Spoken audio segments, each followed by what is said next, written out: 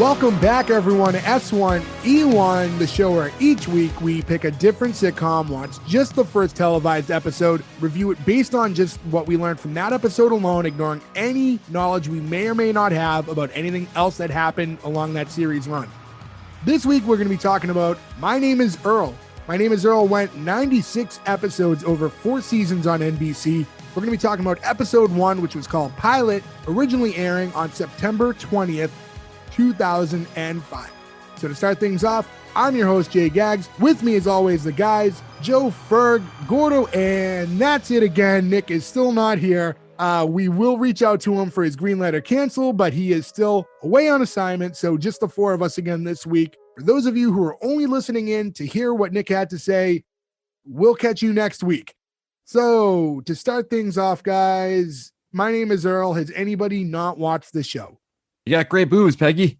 I missed my spot there. You usually do because you're talking long. So okay, so everyone seen My Name Is Earl? Yeah. Before watching the pilot? Yep. All right, yeah. This is a show I'm pretty familiar with in its original run. I watched it the whole series through, but I will do my best to ignore everything, and we're going to just talk about episode 1 today. Again, the pilot episode. So we're going to just get right to it right now. Starts intro. There's a family pulling up to a gas station. You see the scruffy dude walking into the gas station convenience store. So the family kind of hesitates and doesn't want to go in. At that point, we hear some narration. I copied it down. So allow me to read it real quick to give you the setup for this show. At this point, we hear, you know that guy you see going into the convenience store when you stop off at a little town on the way to grandma's house? A sort of shifty looking fellow who buys a pack of smokes, a couple of lotto scratchers, and a tall boy at 10 in the morning. The kind of guy you wait for to come out before you and your family go in. Well, that guy is me. My name is Earl. And if you took the time to really get to know me, find out what kind of person I truly am instead of just stereotyping me because of the way I look, well, you'd be wasting your time because I'm exactly who you think I am. Hell, I'll pretty much steal anything that isn't nailed down. So right there, we get a good vibe for who this main character is, right? We learn who Earl is right in the first few seconds. He's not your typical good guy main character, but right from the start, I'm kind of intrigued, right? Sure. And white Jason Lee rules. He looks amazing. He's got an amazing mustache. If I could grow a mustache like that instead of one that looked like John Waters, I would be so happy and I would grow a mustache. But unfortunately, that is not what I was blessed with. As someone who has a mustache that thick presently, it's not all it's cracked up to be because it gets in your mouth and it's troublesome when you try to eat. Yeah. But so as he's doing this whole explanation, we're seeing Earl robbing the car of the family, right? And, he just bolts it outside as this is all happening. Family was hesitant to go into the store, walks in when he finally leaves. He robs the car, bolts out. I love the dad sort of like ushers the kids in too. He's like very protective with his arms around them, like go. Like the inside of the convenience store is going to be any less sketchy than the outside. Like, you know what I mean? I also like how he stole the American flag. He's like, I'll steal anything that's not nailed down. And he's like looking at the American flag, and he's like, but he's like, sure, why not? Yeah, I like that. I also feel like I've made that purchase before too, like a tall boy, a pack of cigarettes, and scratch tickets at 10 in the morning. I've 1,000% made that. My name is Joe. I can see that. And as you mentioned earlier, Jason Lee, I love Jason Lee. Mallrats is probably one of my favorite movies of all time. I absolutely love Mallrats. So I'm a big Jason Lee fan, and I was really glad to see him in this role. I think he was perfect in it right off the bat. And he's like a double guy for me because I love him as a skateboarder too. All right. I actually have a Jason Lee tech deck still in my den, the old school board. Oh, nice. Yeah. I've got when he just like reissued all the stereo skateboards a few years ago, it was like one of the first things I bought was a new stereo skateboard. And then I had something else about him there that I just lost. He's a Scientologist. He stopped being a Scientologist, and that's when I bought the skateboard. I felt like I could give him my money again. Yeah. But also I guess for me, I think I knew him as a skateboarder first because he was in stuff like the Blind Video Days movie, and I knew of the skateboard company. That was like the first ever skateboard video, right? Was that Blind Video Days? Was that I knew him from Mallrats. No. There were skateboard, like all the Bones Brigade videos in the 80s were predated that by like 10 years. But it was the first one of that, I think, of the 90s to really catch on with everybody, where everybody was like, oh, okay, wow, this is like new skateboarding, right? Because it was the first big video of the sort of smaller boards, different style of skating, whereas the Bones Brigade stuff was more the 80s transitioning out into the 90s because it started early. Then we all started watching Mallrats, and all those movies around the same time together, right? And I think we've all been pretty big Jason Lee fans ever since. Yeah, for sure. It's weird though. You don't usually see this is around the height of his popularity, maybe a little after. But you don't see like a big star go to TV that fast, like from movies. Yeah, I mean, he was like that. He was at a certain level of celebrity, right? Because he was primarily only at movies, but he wasn't like an A-lister, right? So you go from the guy who starred in a few movies, but like he wasn't like working nonstop to getting a lead in a very established show that, we'll get into the rest of the cast, but it looked like they put a lot of effort into really assembling a quality show. So not like totally weird at that point. This is right when that changeover is kind of happening, where the lines between TV actors and movie actors are starting to get a little blurry. Yeah. And this is probably a little bit when the stars started, like the movie roles probably got a little worse. Like I think probably the biggest movie or closest movie to this was that movie Stealing Harvard. I love that movie. Oh, with Tom Green? With Tom Green. Yeah, I love it. It's on the theater. Great movie. But you know what I mean? Like in 2005 or whatever, the Tom Green thing was pretty much waning. I still love it. Freddie Got Fingered. Still casserole? The funniest movie. I called you an asshole. I heard casserole. All right. So to move on from the scene, he runs off. We see him, it does a flashback to 1999. And you see him at a bar. And he's with, the actress is Jamie Presley. And it's the love interest that they're establishing. He just looks at her while they're drunk and he just goes, "You got great boobs, Peggy." And then she corrects him and says that her name's Joy. So he just goes, "Oh, you got great boobs, Joy." And I love the just guess a name game. Yeah. Like you've got a chance of getting it right. Might be Peggy. Yeah. You never know. And she just kept feeding him drinks apparently. And then they drove to Vegas and get married. And then there's this nice shot right after where you see him hovering over the toilet sick after this crazy night of drinking excessively and getting married in Vegas. And he looks over to find that Joy is 6 months pregnant. And she just got him roped into a marriage to take care of this child that she was about to have. Yeah, I love the line in that part too. It's just like but some people might think getting drunk and accidentally marrying a woman that's 6 months pregnant is a good reason to stop drinking. Personally, I think it's a good reason to keep drinking. Yeah, and they show his like shaky, he's not wrong, drunken hand reaching to the can while he's still over the toilet. Yeah, it was really good. I like rewound that like 10 times to get that line right. By the way, can you imagine being that drunk though? I feel like we've all been pretty drunk in the past, but to not notice that a girl was 6 months pregnant is pretty blind drunk. I was gonna say I've probably been that drunk because I've been drunk. I've been drunk to a point where my brain stopped working and like I don't remember everything that happened. Oh, so I've blacked out like 10,000 times. Yeah. I still feel like there would have been the part of me that was like, okay, that's 6 months pregnant. Maybe walk away from that. That's the fun of blackouts, man. You just find out the next day what you did. It's like time travel. Yeah. Yeah, we had a few of those. That could be a whole podcast in itself. Yeah, we could just go over way every time too many we blacked of those. out and did some outlandish stuff. There's videos. I don't think some of those stories need to be on a podcast, honestly. Yeah, no. Let's not document some of them. Those are YouTube. That's YouTube content. We'll announce them as anonymous stories that were sent in. Yeah, so she didn't remember anything about the father other than the fact that he drove a Ford. So when the child was finally born a few months later, they named him Dodge, which I thought was a funny I got a good chuckle out of that. Yeah, I did too.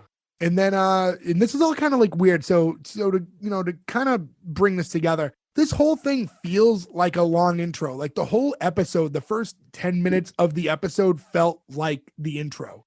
Yeah, so I was going to say there's a lot of information crammed in this first couple of minutes. Yeah, so the beginning of Raymond last week. Yeah, but Raymond was more like Raymond wasn't intro. Like you knew it was the intro. It was a cutaway from the house and he was talking about his life and then it cuts back into the house. This isn't standard like 3-camera sitcom television. So it's filmed a little more cinematically, but his narration was going on throughout the episode, but specifically in the first, 5 to 10 minutes of the episode, it just felt like a long intro the whole time because they were really catching you up on everything that's gone on, right? They're trying to bring you into this world and they took their time with it and let it breathe instead of cramming it all in like a 1 minute spot. Yeah, they do a very good job with it too. Very good world building. Yeah, even though, it was a little unconventional the way they went about it, I think it worked pretty well. I love the narration too. And part of it, I think, is Jason Lee just has a great voice. Yeah. Like it makes it helps you follow. Like some shows, I think that helps a lot, right? You just have somebody talking to you the whole way through, sort of guiding you along like an audiobook, and you're like, yeah, okay, that makes sense. And his voice like is the so Wonder good. Years. If this is like a very Bizarro or Gordo Bobo Wonder Years. Out of here with that. Yeah, no one knows Bobo. Honking on the Bobo. Sonny Bobo. Bobo.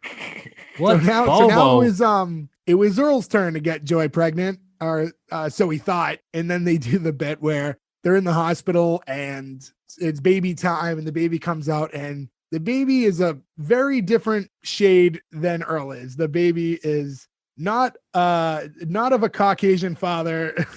This is a very black child. This is not Earl's baby. No. And I like how he still names him Earl Jr. anyways. That's the best part of it. The fact that they go along because they're like, well, we knew it was going to be a boy beforehand, so we went ahead and named him Earl Jr. It's like, and she kind of has this whoops face when he comes out. Like she knew what was going to happen, and she wasn't like, it was very comedic. Like for a show like this, I mean, obviously there's not a lot of weight and heaviness to the show. It's done with a lot of, fun behind it. So when this baby pops out, it's not like this big dramatic reveal that she's been cheating.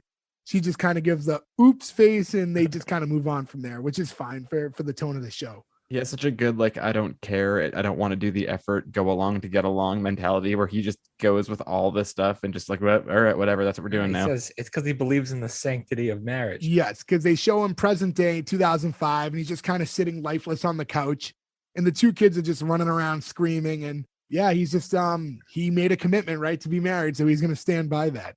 And then in that scene, we also find out that his brother is living with them as well. And that's kind of another thing. Like, how could I just leave her? She's okay with the fact that my brother sleeps on the couch. And it's Ethan Suplee, who was also in Mallrats. So Jason Lee and Ethan Suplee reunited again with My Name Is Earl. Frankie the Enforcer. Yes, and Son of Vader for the Boy Meets World fans out there. And also quite the turn in American History X. That's one of those things that, like, you can't unsee. When I first saw that movie and we were just like, hey, look, it's the guy from Mallrats. That you're like, oh my God, it's the guy from Mallrats. Yeah. This is crazy. And now he's so funny and he's in so much stuff. He's in The Ranch, which I'm sure we'll cover eventually. I guess. You guys seem really excited. He's also jacked now. If you see him like he's in phenomenal shape. Oh, is he really? Good for him. Huge. He's got like abs. Like when I'm a heavy guy myself. So when you lose enough weight, I mean, there's a point where, like, unless you surgically have it, like, your skin's only going to go so far with you when you're losing like 100+ pounds. But like, even through that, he has abs. Like, he has gotten in crazy shape. I just listened to a pretty long podcast actually where he gets into it and talks about dieting. It was pretty fascinating. Overall, a pretty like decent to listen to speak. But yeah, funny bit. He was also he's in a ton of stuff. We don't have to go over all, but yeah.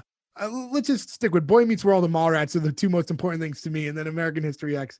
And again, only for the fact that he is just a crazy character, and it's just hard to unsee him doing that. This is not a supporting of that. Yeah. So, and then we cut to them at a bar where we meet Crabman, who's his actual name's Darnell, who always hooks them up.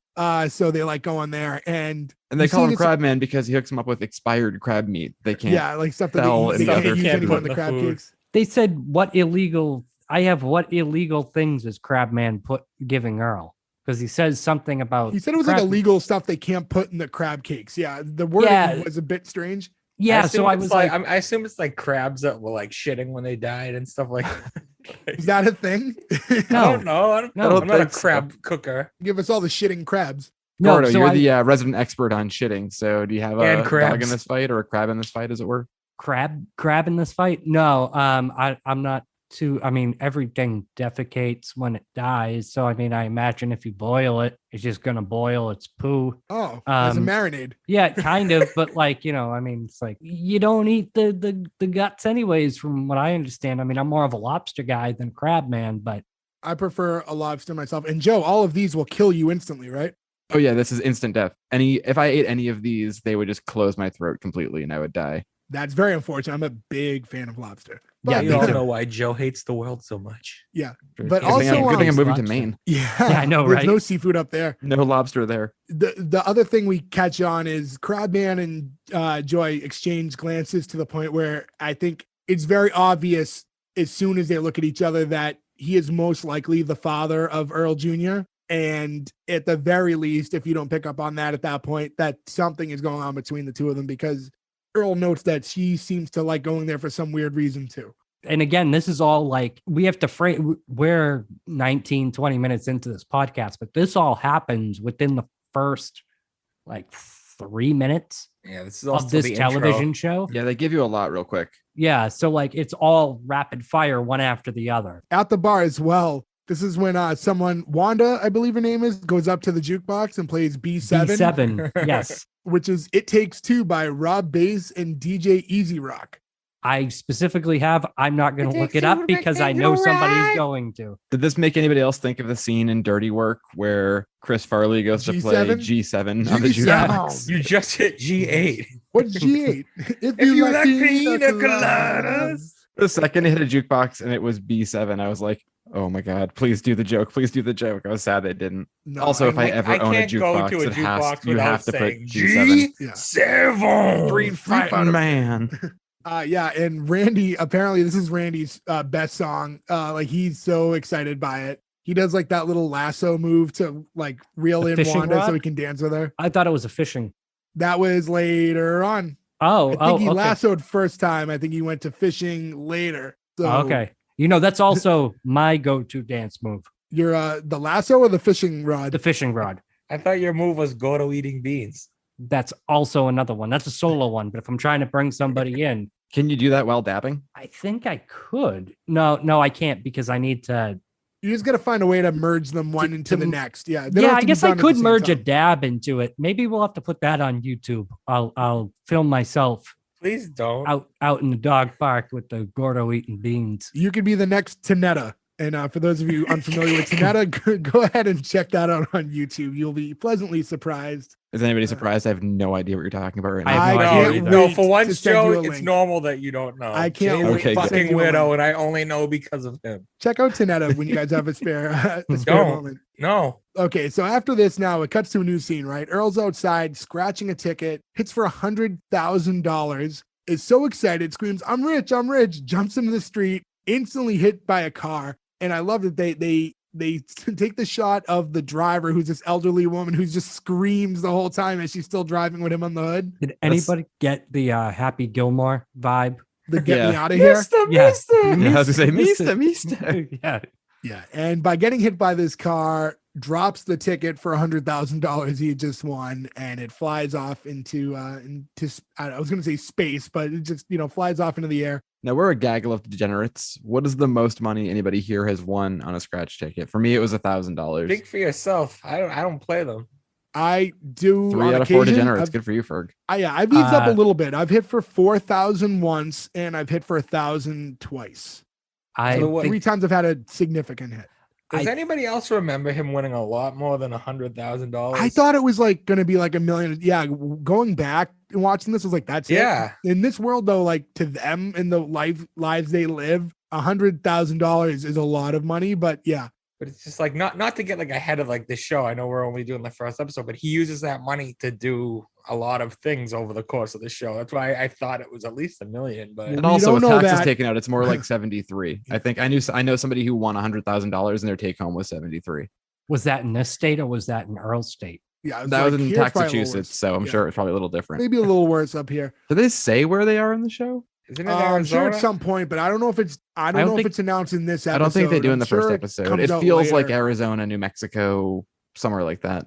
I kind of get that vibe, but I'm not too sure if that was ever disclosed in this specific episode. I think they say the name of the town, but later on, but I don't think they specifically name the state.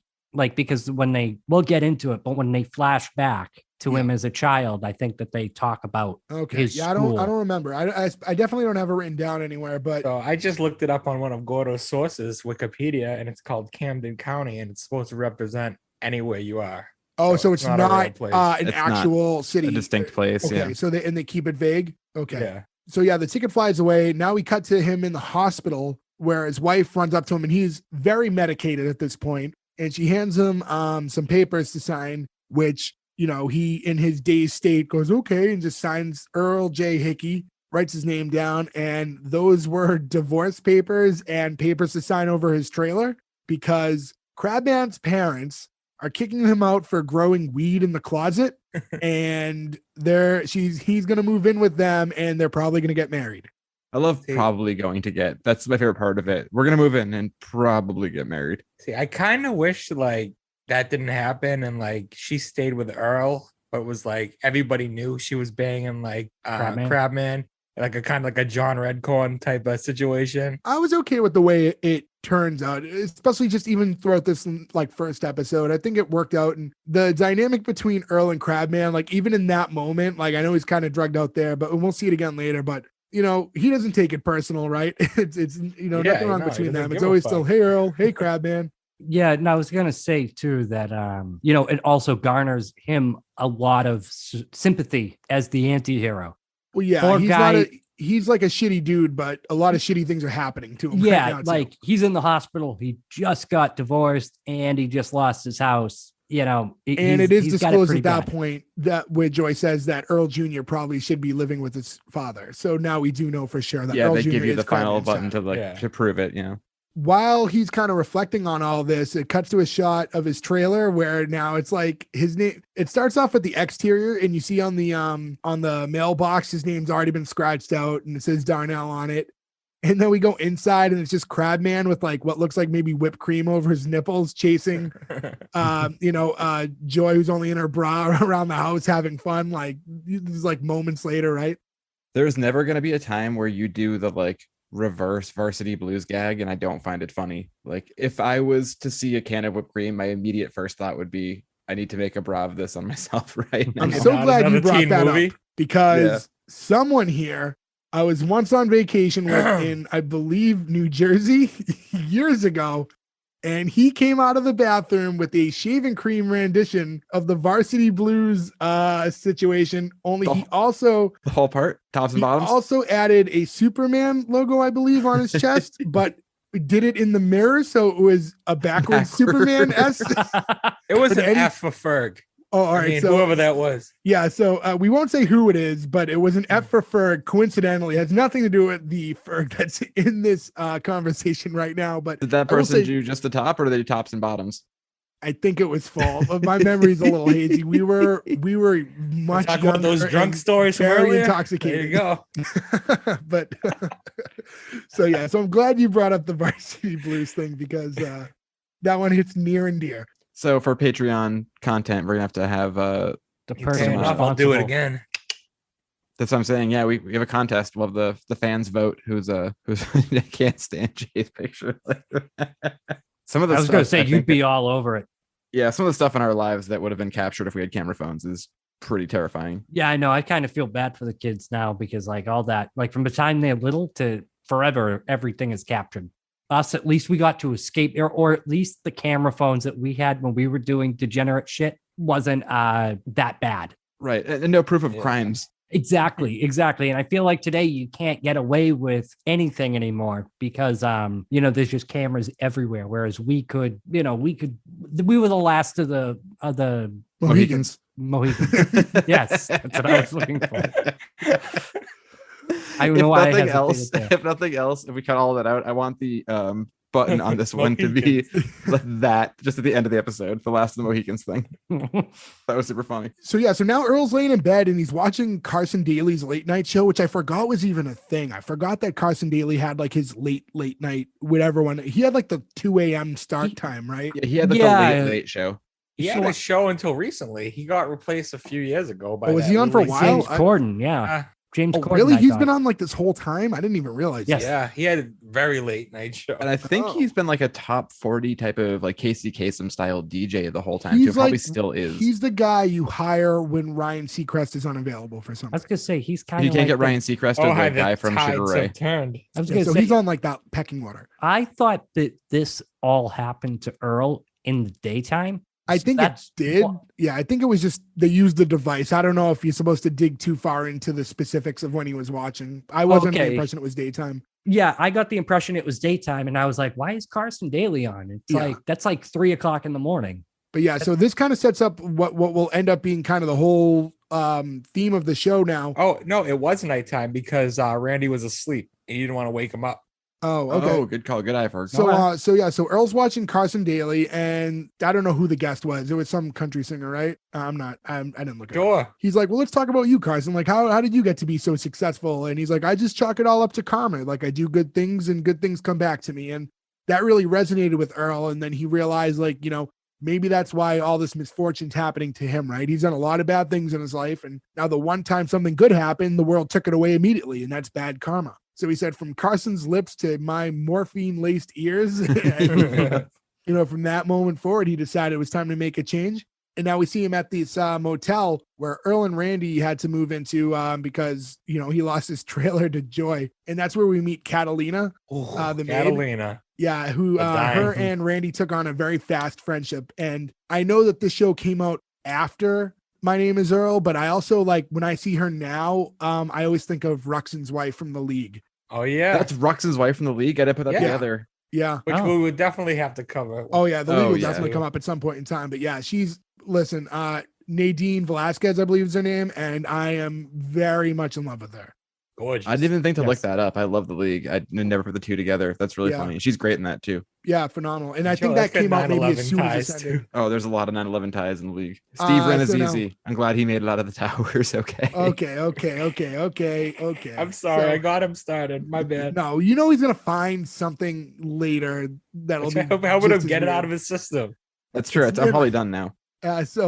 Earl's now he's reflecting on this concept of karma, which he thinks is something that Carson Daly created, which I love that. And that's when Catalina's like, who is this Carson Daly? Is he some sort of spiritual leader? And that's where Earl, announces that he's made a list of every bad thing he's ever done. And now it's his job to correct all those things. And he thinks if he knocks everything off this list, then good things will start happening to him. What are some of the best ones on the list? My favorite ones were peed in a cop car.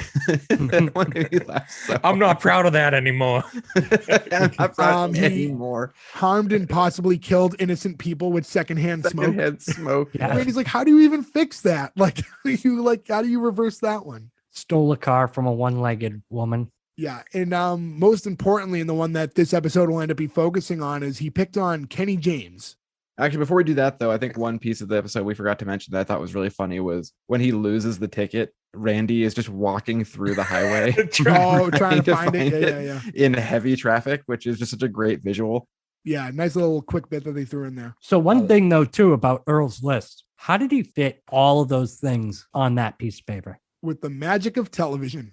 Small handwriting. Yeah. I don't know. I look at my notes and I'm like, it's a one note thing. It's one of those things like having watches, you come to just accept it. But yeah, when he first says I wrote down every bad thing I ever did, you go, well, that's a small piece of paper. It couldn't have been that long. Yeah. We don't know anything about his parents. Maybe his mom was a stenographer and he learned how to type. Yeah, he's really good with shorthand. Write really shorthand. Maybe it's like Willy Wonka paper and it unfolds 1,000 times and it's just huge. Yeah, so they never, as far as we know in the first episode, they never show it, so it could expand.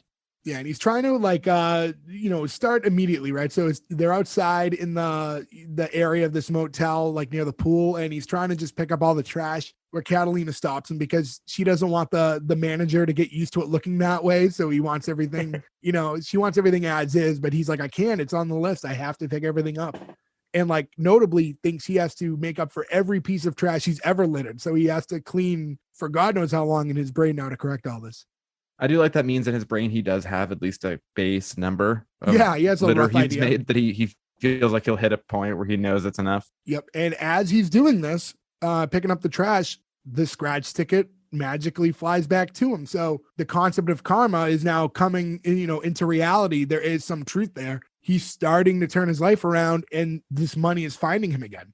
So then he takes the money. He wants to start doing good, but he does get some stuff for himself, including fixing up. Does he have a El Camino? I think so. I didn't know what kind specifically. And no, it's definitely an El Camino. It's an El Camino or a Ranchero. They're very similar to different companies, and I can't place which one it was. Yeah, I'm pretty sure it was an El Camino. El Camino. It's definitely an El Camino. When he cashed in the ticket, they show him at the lotto office as well, and he takes that awkward eyes shut photo. And I was trying to think I can't remember specifically, but is 100,000 the kind of big check photo, or is it $1 million or more? I thought it was you have to win $1 million for the big check. I think it's 500,000. What's that contest when they go to your door? Publishers Clearance House, whatever. That's the Publishers Clearinghouse check. They wouldn't. No, but they do those for the lottery too. No, I see the pictures all the time. Yeah, you see them when you go to a convenience store at the lottery. No, so you can actually request at the lottery office one for $1. I've seen memes of people in the paper get the big thing for just a $1 scratch ticket.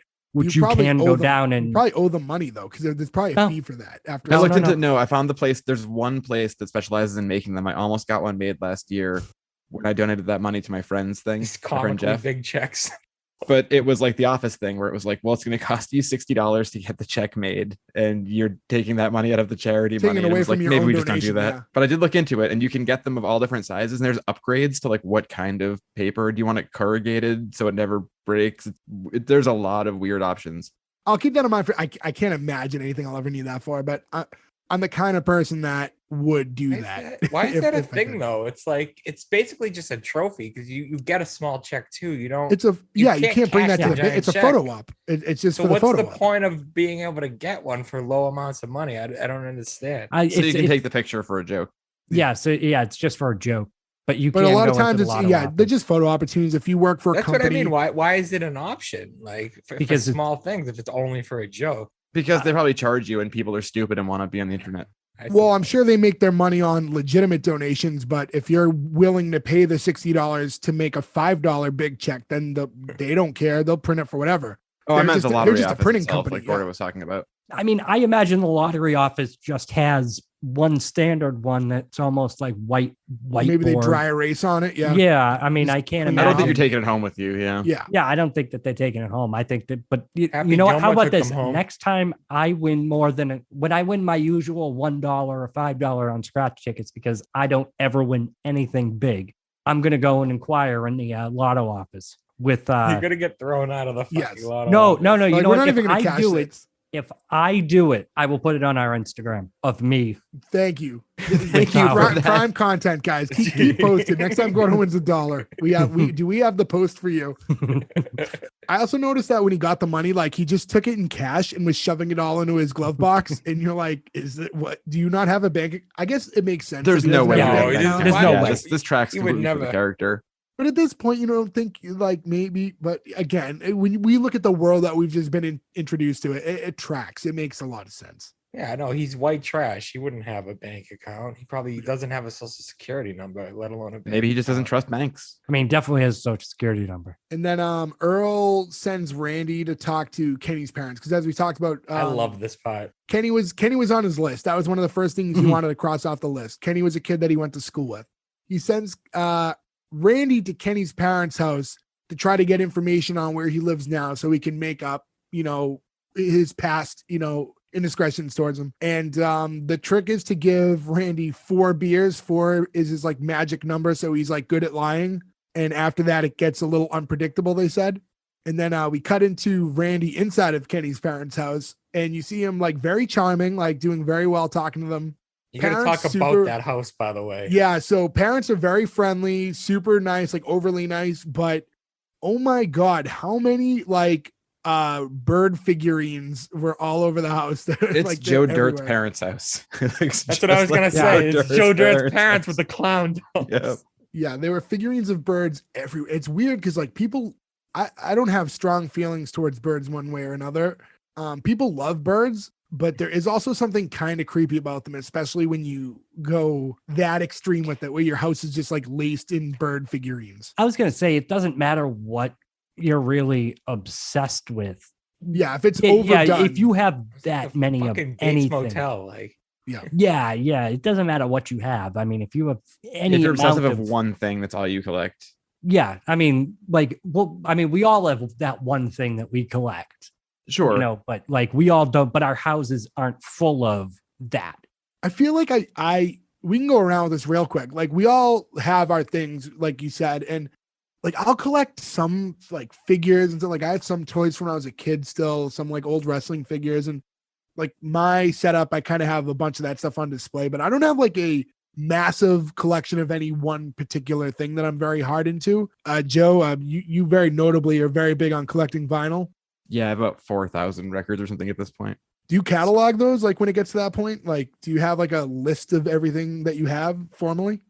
Yeah, there's a website that I catalog them on and a backup website they're also cataloged on in case one website ever goes down.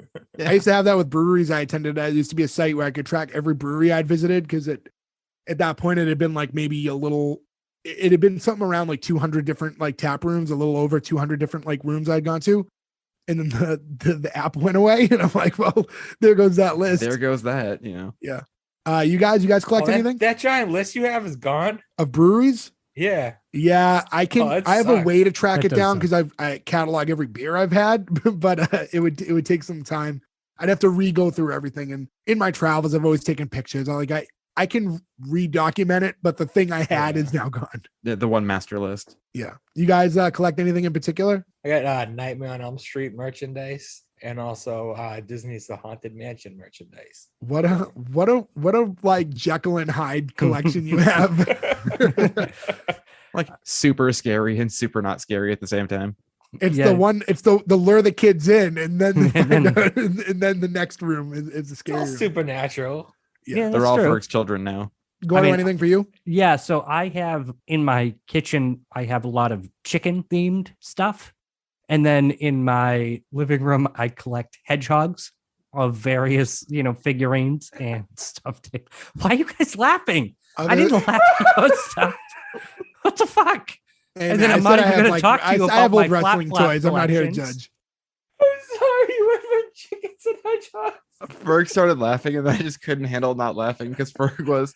Then all I could think of is that you just have an entire room full of chicken limbos. And chicken limbo's the one.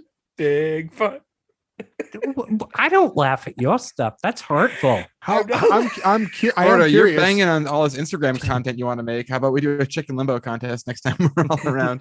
Yeah, we can maybe we'll post like little pieces of all our personal collections. I will, and I even have a secret hedgehog that I have. Maybe I'll make that an Instagram video. I'll show you my secret hedgehog. Is he as fast as lightning? No, he's a dryer ball. Oh, but you'll see. You know what? I will make it, and I will send it. Can I just ask, or just confirm with me? Please tell me you didn't like go on eBay and buy a dryer ball that was advertised to be shaped like a hedgehog. No, I was walking through. So I was walking through a Bed Bath and Beyond, and I saw little dryer balls that looked like hedgehogs, and I went, "Oh, okay, how they're on sale." So were they deliberately sculpted to look like hedgehogs? So they're regular dryer balls, reusable dryer balls, which are white with the spikes on it, which are the natural ones, but they put a little snout and little eyeballs. So so it was done intentionally. Yes, it was. It was absolutely done intentionally. This wasn't like my Dorito looks like Jesus and went on. No, nothing like that. Nothing like that. Now, does this also vibrate? Is it a massage groundhog that you bought by accident? What? No, it's a dryer ball. Okay. It's a dryer ball. I mean, you put it in the dryer, and I also have a collection of poop toys, like poop emojis.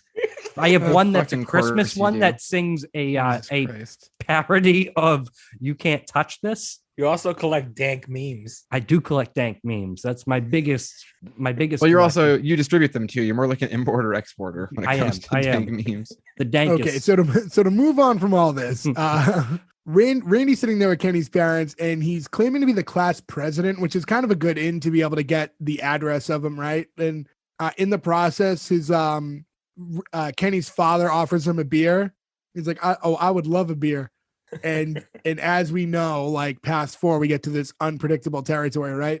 Where the very next scene is the cops racing in as Catalina and Earl are standing outside. And we now find out that he went from 4 beers and had an additional 5 at Kenny's parents' house. And now he's at 9. And you just see him sprinting through the yard trying to escape the house. Another great Jason Lee voiceover too, where he's like, 9 seems to be the magic number. Yeah. And I love the scene that they cut to. They show what happened, and he's just sitting next to Kenny's father on the couch. And the mother walks by and she's looking for the yearbook, and she goes to bend down, and he just nudges the dad and goes, "Dibs." So good.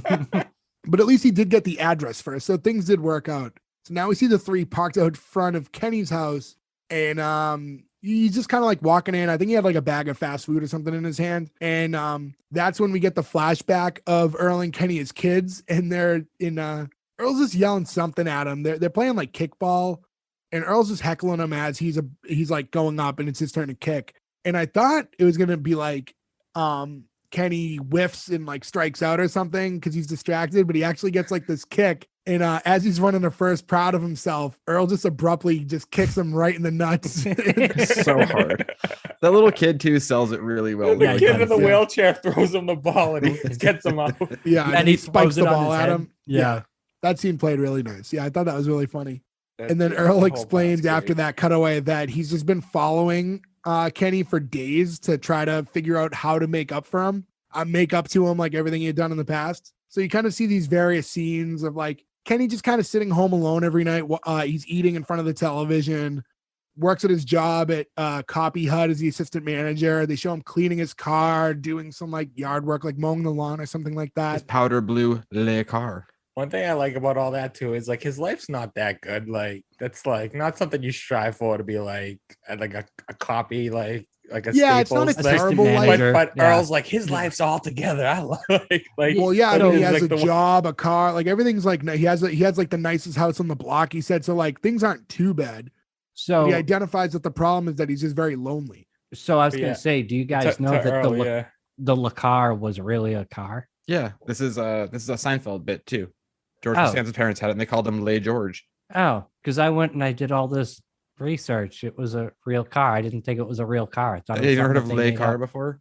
It was like a 70s, like a econo car. Yeah, apparently it's coming back. All this in research, which you mean you just typed it in Wikipedia? No, I didn't. This actually came from CNET's Roadshow. Thank you very much. Fancy. So, yeah, but it's coming back in Europe in 2025. So our European listeners, you can buy a electronic Le Car. Everything, that's the thing now. Everything comes back in electronic. They're doing that with Hummer too. Hummer's coming back, but it's going to be electronic. And it's not even owned by Hummer anymore. It's like how we talked about the Dart coming back a couple of weeks ago, whenever that was. Yeah, and all these things, like the Bronco just came back, and like, and with every example we just gave, they will all be gone a year or two after that they re-debut. But yeah, there's a lot like of when they brought Crystal Pepsi back, already gone. I got one before it was gone though. I did have a Crystal Pepsi. I was all about it and never bought one. So. You guys know that Surge is back too? Surge has been back. Yeah. But you know what the thing about Crystal Pepsi was with me upon having one? I was like all excited that Crystal Pepsi was back. And then you drink one and you realize this tastes just like Pepsi. And I don't like Pepsi that much. So fighting words for Ferg. Yeah. I know Ferg's a big Pepsi guy. I'm not a big soda guy in general anymore, but with the Coke and Pepsi debate, I was a Team Coke guy. And above and beyond all that, in the rare event that I have a soda, it's going to be a Moxie because it's the greatest soda ever created. Oh, it's disgusting. Disgusting. You're the worst. That's a spite soda. You don't actually enjoy that. You drink that so that you can say you're drinking that. I grew up on it. Like my dad drank it. My grandfather drank it. Like he throws down a Moxie while watching Cavemen. Going, this is great. When I grew up, that was the soda in my house. So like that's what soda tasted like to me. That was. I find that hard to believe because I feel like I've been hanging out at your house since we were 7 years old, and I don't recall that much Moxie in your house. Well, it's not like we had a stash. Like I like Moxie. I wouldn't say I identify like Moxie is a huge part of my life. You mean you never walked into the Gaglione Moxie cellar? Like yeah. Again, we talked about Clark's Trading Post last week's episode. For Everybody Loves Raymond. Clark's Trading Post has like a Moxie like mini museum. So if you ever find yourself there, yeah. So if you want some Moxie memorabilia and you find yourself in the New England area, up in New Hampshire, check out Clark's Trading Post. And then throw yourself off the White Mountains if you're that lame. Wow. I'm sorry. Have you ever? You don't like Clark's? Not at 35, no. I haven't been there since I was a child, but I mean, yeah, I'd go tomorrow. 15, but I would love to go. We'll set up a day. All right, we're maybe going. We'll all take a field trip together. I'm not coming. I just said. Maybe we'll go to Canopy Lake. Oh, good. We'll go to Canopy Lake and I'll go to Canopy Lake. All right, so I don't think I'd go on a ride ever again. I just don't have the desire, but I will walk around Canopy Lake Park and go to that stuff. Go to that park where they drink beers with all the dads or whatever, and then play skee ball. All right, well, let's make plans after we're done recording this episode. So moving forward, meet and greet at Canopy Lake. It's decided that at least to Earl that Kenny's a very lonely guy, and that's what he wants to amend. Is he figures he can cross Kenny off his list by getting him laid. That's the thing. To most people on earth, you would decide that someone's lonely, and the way to resolve that is with companionship or find them a lover, someone to be with. But to Earl, it's just, get this guy laid, he'll be fine. Heart's in the right place, but strange move. Yeah, I mean, that's who Earl is, but he's trying. So he calls on Patty, the daytime hooker, to have sex with him. I also love that's a proper name too. It's not like Patty, who is a daytime hooker. He says her name as if it is Patty. She's Patty, the daytime hooker. Was it Patty that played the song on the jukebox at the beginning? No, that was Wanda. Wanda, okay. No, and that also, she's probably the funniest character on this. She's great. Yeah, she is. And then, so she goes into Kenny's house. I think she announced that she was with like Greenpeace or something like that. And she said she's from Greenpeace. And she's kind of in and out quick. And there's a line that tags with it is that she's usually pretty quick when she's at places' houses. She doesn't charge a lot, but she gets her money on quantity. Yeah, she doesn't charge much, so she makes up for that on turnover, which got a good line. Any time for me. And then Patty explains that they didn't even have sex, but he did donate $10 to help monkeys. Yeah. And I like that it also brings out my favorite line when she says, I even pulled out my good boob. Yeah, she pulled out the good one. My good boob. So Earl was basically like, okay, so plan A is failing, so I'm gonna have to figure this out myself. He knocks on the door. Kenny sees Earl for the first time since they were children and is horrified, and he like runs into the house. Earl and Randy chase after him, and then Earl kind of gives him the plan, like, hey, we're just here to help you. You're lonely. I'm just trying to get you laid. And this was like maybe my favorite line of the whole show is Randy sees a magazine next to his bed, like in the drawer.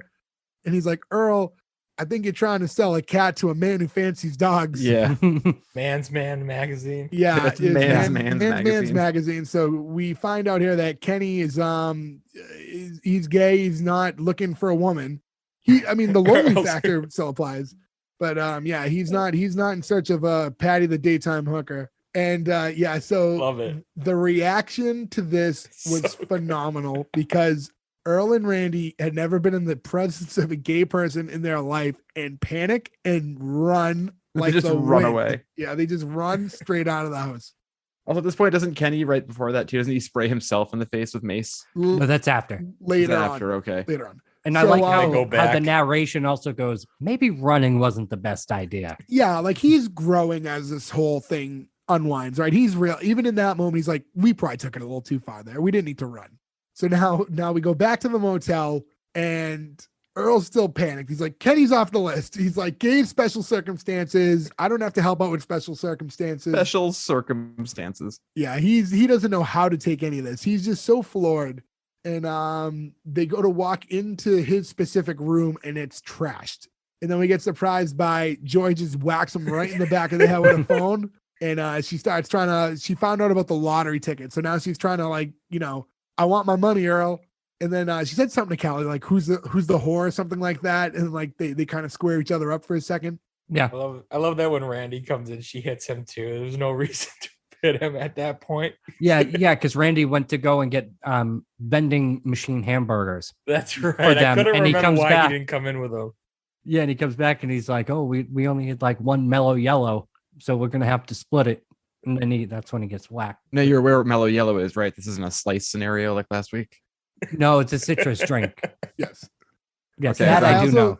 I also love when he asked when she says like, I want my half. And he says, well, I wanted a legitimate baby and a wife that doesn't huff paint on Thanksgiving. I just love this world in general that they created. This, this white trash Americana. Like, it's just, I don't know, everything about it. Like, it's not relatable in the fact that, like, I don't know, like living up in, like, we're all from Boston our whole lives. And you don't see a lot of that around here, but there's still something familiar about it that like just works. And I don't know, it really, the whole episode, I thought it was really funny. I do wonder where he had the money stashed if she tore that room apart and didn't find it. We saw him toss most of it in his glove box earlier. Oh, that's right. I don't know if he fit all of it, although I mean, I guess 100, it's like depending on the size of the bills, you could probably get that in there. And then I also noticed Joy's wearing this like tank top that says like America rocks, where the shape of the United States is made into a guitar. It was like it was so perfect. Like it's so perfect. I was trying to say too, she plays a great redneck. She always has. Yeah. She's in Joe Dirt when she's his fake sister. You're my sister. I don't want to isolate any of our fan base, but so sorry if you're a huge Kid Rock fan, but she looks like a huge Kid Rock fan. Sorry, Gordo. Kid Rock also in Joe Dirt. Yeah, it's for us to bring up Joe Dirt the third time in this episode. I mean, it's definitely very similar. That. Yeah, we can see all these things taking place in like neighboring towns. Yeah, I was gonna say, even though that, we have our own, it's not like atypical Southern trailer park trash, which is what this is depicting, but or Midwest or Southwest. Everybody has their own that they can kind of relate to. Is what I'm looking for. And I love there too. We still get that callback to like, hey Earl, hey Crab Man. Like, it doesn't matter what's going on between them. Like, what's that? There's no issue between the two of them. Just a good guy. You can't hate him. Yeah, they just know like, hey, listen, this issue's between me and Joy, and I know that, and you know that, and we're still cool, and I like that about them. And that's karma coming back at him, right? Like he wasn't gonna help Kenny, so now Joy comes and trashes his place. So now it's time to try again. So this is when Kenny sees Earl back at the house, because Kenny comes home to Earl already standing inside of the living room, and he panics. That's what it is. He's already in the living room. He takes out the mace, and it's facing the wrong way, and he maces himself pretty good. And there's it's so slapsticky, but it works really well. Yeah, it works because it's slapsticky, but it wasn't done overly. It works in this world. It's not done too crazy. Yeah, it was just the right amount.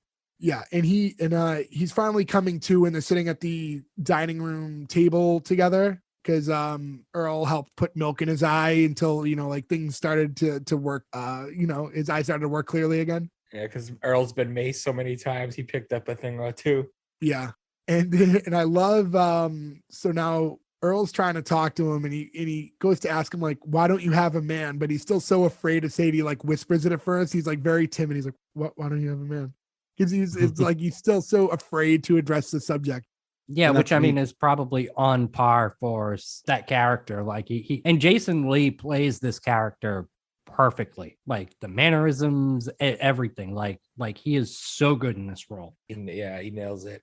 Like, and everybody on this show nails their roles. Even like, I assume that the guy he's helping, I forget his name, but he is probably a one-off character. Like, I assume that we're going to be introduced to a lot of one-off characters. Yeah, like this episode is to cross that thing off the list. So whether or not you've watched future episodes of the show, though, you come to understand that every episode most likely will be a new thing is crossed off the list, right? So this is Kenny's episode. Yeah, so even Kenny is played perfectly on this. So, I mean, I just wanted to point that out. Yeah, this guy has a good amount of timid, but also anger towards Earl. He plays it pretty well. And then, you get the heart in it too at the end. And I like here where, so he's trying to explain to Kenny, I have to help you. It's on my list. I have to cross you off. And he explains the whole list concept to him. And this is when Carson Daly. Yeah. And then he's like, oh, you're talking about karma? And he's like, oh, you're a Carson Daly fan too. And I love that callback. I love this idea that he just doesn't understand that karma is a pre-existing concept that has nothing to do with Carson Daly. I haven't seen the show since it came out, or probably around that time or whatever. And now I feel like anytime anybody mentions karma, I'm immediately going to think of Total Request Live and be so mad about it. This is, Hater. Kenny finally kind of like, now that he knows that Earl's being genuine, like he opens up to him a little bit, and he's like, listen, he's like, I don't have someone because nobody knows I'm gay other than you now. Like, I'm not out. And he's like, where in this town would I even meet a guy? Like, there's no one else around here. And Earl's like, just go into the city. Don't they have special bars for the queers? Homosexual Americans? Which is also just very much a Simpsons callback. When he's the John Waters episode. And like, I like you want to be that called because, queers, don't you? It's like, yeah, that or John.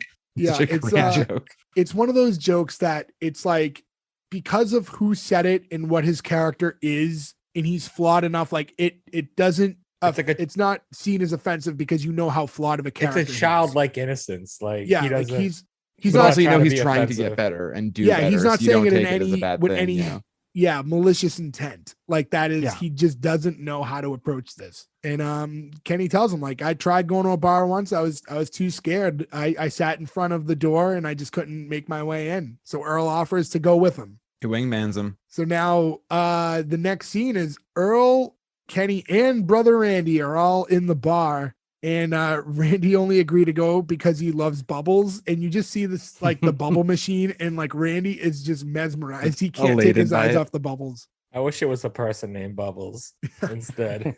That's not what I signed up for.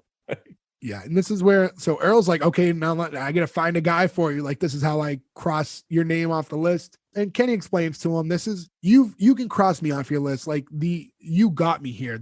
You've helped me. Like, you got me to do this, and I was afraid to do this. Earl Hickey went to Express and bought me a shirt. Yeah. Another great line. Why are they hating on Express? I was gonna say Ferg loves Express. Ferg has bought many wardrobes from Express over the years. I think I bought a shirt there once for junior prom. But yeah, he said, when they were kids, Earl took his confidence away, and now all these years later, he's giving it back. So, we get some finality, and now we can cross that name off the list. The first thing on Earl's list is officially being, struck off. And you see Kenny go off to talk to another guy and do it on his own. And we cut to there's like this drag queen cross-dressing DJ, and he's going old school, and he plays It Takes Two. And Randy very, very excited. And this is where we get the fishing reel move. And Randy loves this song so much, any hesitations he's had about being around gay people is gone, because this song is everything to him. Finds a guy on the dance floor, reels him in, and just starts dancing the night away. It's a great way to end the episode. Yeah, I thought it was great. That was the end of the episode. I was gonna say it's a feel-good ending for this whole show. I wasn't expecting such a feel-good ending. Yeah, I think it played really well. So anything else you guys want to bring up about the show? Anything you guys found interesting before we move on? No, just everybody in the cast is amazing. Everybody in this show rules. I forget what Darnell's real name is. What has that guy been doing? I got blown away by finding out that I've seen him in a bunch of shit. He's always in just like an extra, or no, he's never a star. I'd have to look him up, and I feel like unless he had that wild hair, I wouldn't recognize him right away. Yeah, that hair is so recognizable. He usually has it. And he's really? in a few horror movies and stuff. And it's like, hey, it's Crabman. Hey, Crabman. Crabman. It's also crazy to think too. Some of these shows you were like, wow, 2006, 2005. What year was it, Jay? Let me go back, but yeah, we're talking about 15 years or so since the show debuted. Yeah, 2005. So yeah, it's been 16 years since it came out. Pretty crazy to think the show is that old now. And this was the first time I've revisited it really since the original run. So it was really fun to go back and watch the show again. Let's go right to it now, because we've covered the whole episode. So let's just get right into that green light or cancel segment. I'm going to go in the order I see you guys in. Joe, I'm starting with you this time. Sure. Yeah, I watched this when it was new. Occasionally, it's one of those things where this came out, we would have been about 20 years old, right? So you're just not home a lot on a Thursday night. You're out doing stuff. So I'd catch it when I could. I always thought it was really funny when I saw it, and it oddly made it to syndication, even though it was under 100 episodes. It was on just missed. It was 96. Yeah, you still catch it sometimes in syndication. So I'd see it here or there. And then, I remember Kelsey watched all of it and was like, we have to rewatch this. And now going back and seeing it again, I'm definitely just going to put that on the list of other shows we've done for this show that I'm like, oh, I need to watch all of this now. I love everybody in it. Green light. That's pretty much it. Not much on this one. It's just really good, really funny, and a nice moment in time too, right? It feels like 2005 without being weird. Ferg, do you? This is as close to a perfect show as you can get. They hit you with a ton of information, ton of stuff thrown at you the entire time, and it doesn't feel rushed or forced, all in a normal amount of time for a show.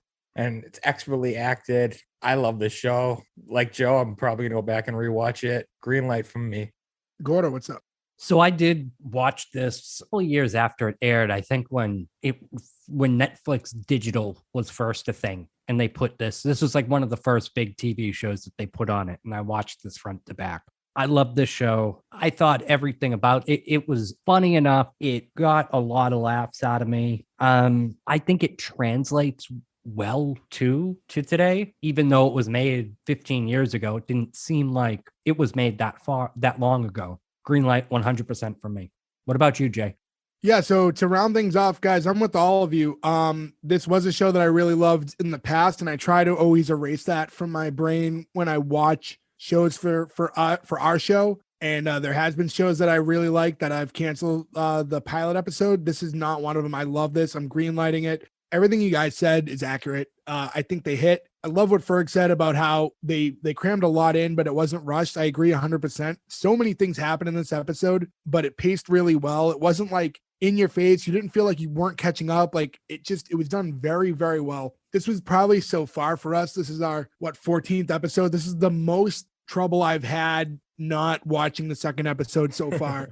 I really, really wanted to continue, and I had to stop myself. So I could see myself now that we're done watching it as soon as tomorrow morning. And I love this show. I loved it then. I love it now. Green light. And again, we don't have Nick with us, so we're going to check in with him and we will update our social media. And when that post comes out, we'll have his rating on there alongside of ours. But for now, it's the four of us and we're going 4 for 4, 4 green lights, potentially a perfect score, depending on his grading. For My Name Is Earl. So congratulations to Earl. You're living on to see another day. You've made it to episode 2. Guys, that's all the time we have for today. Thank you guys so much for listening. You can check us out at S1E1pod.com. That's going to link you to all our social media, everywhere we can listen to us.